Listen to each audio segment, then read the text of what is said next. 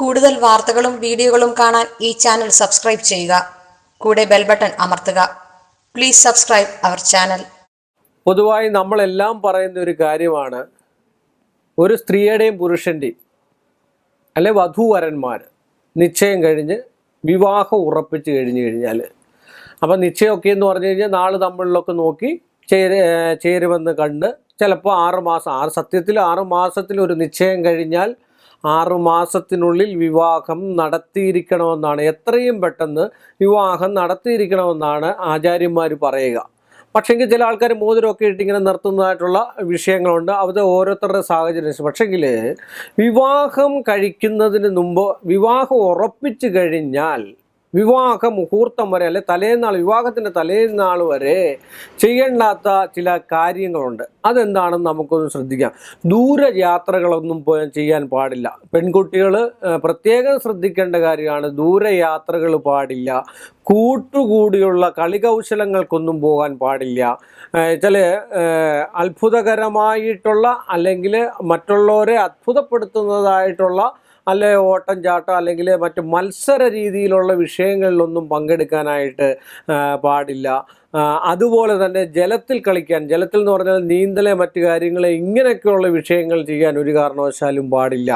അതുപോലെ തന്നെ അന്യ വീടുകളിൽ, ബന്ധു വീടുകളോ അന്യ വീടുകളിലോ അന്തി ഉറങ്ങാൻ പാടില്ല.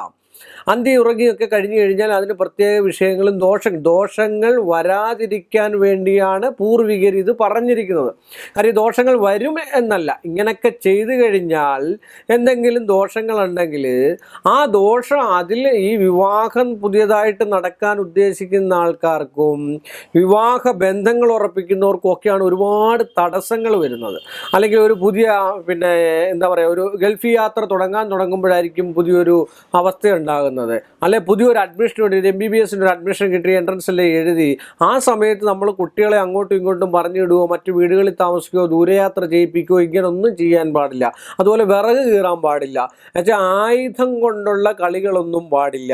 അതുപോലെ തന്നെ മരണവീടുകളിൽ പോയെന്ന് പറഞ്ഞാലും അവിടെ അന്തി ഉറങ്ങാൻ പാടില്ല.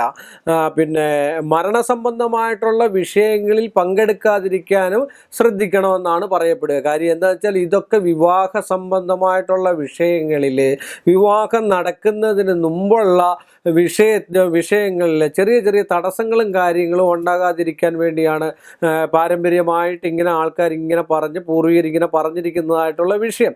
അതൊക്കെ നമ്മൾ അനുസരിക്കുവാണെങ്കിൽ കുറേയൊക്കെ മാറ്റം ഉണ്ടാകും.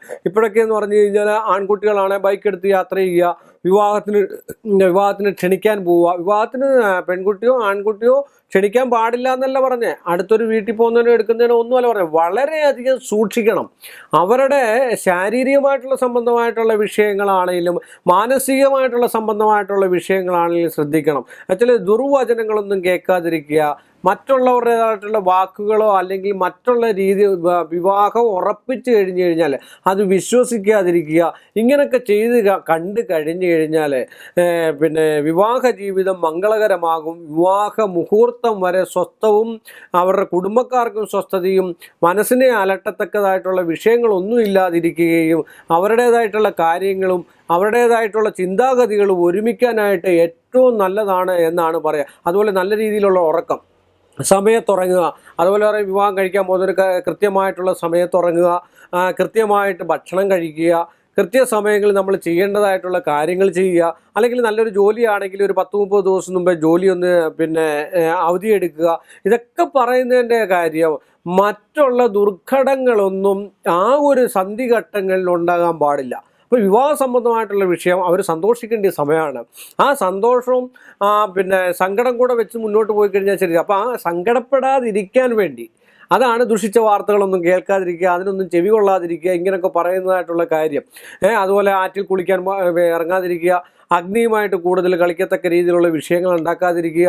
അതുപോലെ പരസ്പര വിദ്വേഷമുള്ളവർ തമ്മിൽ കൂടുതൽ അകന്നു നിൽക്കുക, ശത്രുക്കളുമായിട്ട് കണ്ടുമുട്ടാതിരിക്കുക, വാക്കുതർക്കങ്ങളിൽ ഏർപ്പെടാതിരിക്കുക, ദൂരയാത്രകൾ വെച്ച് ഒക്കെ ചെയ്യാതിരിക്കുക. ഇങ്ങനെയൊക്കെ ചെയ്ത് കണ്ടു കഴിഞ്ഞാൽ നല്ലൊരു വിവാഹം നടക്കുകയും ആ സമയത്ത് സന്തോഷമായിട്ട് മനസ്സും ശരീരവും സന്തോഷമായിട്ട് ഇരുന്നെങ്കിൽ മാത്രമേ നല്ലൊരു വിവാഹം കഴിഞ്ഞ് നല്ല സൽസന്താനങ്ങളും നല്ല കുടുംബവുമായിട്ടൊക്കെ ജീവിക്കാൻ പറ്റുള്ളൂ.